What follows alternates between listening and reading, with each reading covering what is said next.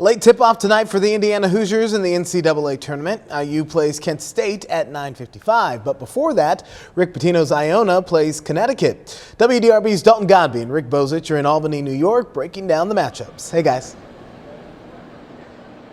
Hey, Gilbert, we'll get to the Indiana Hoosiers in just a moment. We want to start with Rick Pitino and the Iona Gales. A lot of fans coming in the building. I think you just talked to a few family members of the Patinos as well. Michael Pitino's here. His daughter Jacqueline Pitino. Vinny Tatum, who was the equipment manager at U of L, is here. Jordan Sucher, who was a program assistant. It's been like a receiving line of Pitino fans as they get ready to play UConn at 4:30. 9.5-point underdog, but never count out Rick Pitino in the NCAA Tournament. This is why he's doing this job still. He loves this event. Playing a very good UConn team, regardless of what happens here, Rick.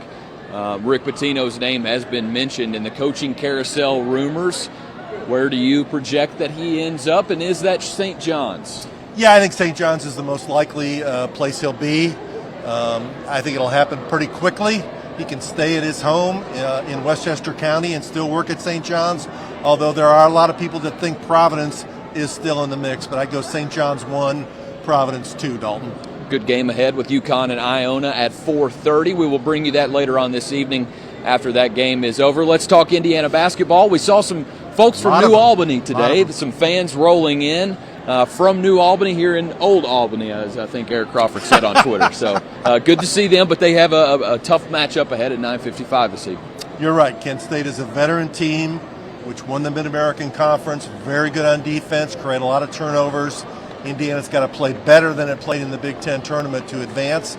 And if they do advance, you know, they come back on Sunday, would probably play the Miami Hurricanes. I kind of like that matchup. So win the night at 9:55, and then Sunday, and then go to Kansas City. We got to see them practice yesterday, a little bit of a walkthrough, heard from coaches and players. I think the key for Indiana winning this game is having some X factors like Jordan Geronimo or somebody else to step up and do what Trace Jackson Davis may be limited to do because of that Kent State defense. We'll bring you coverage from that this evening.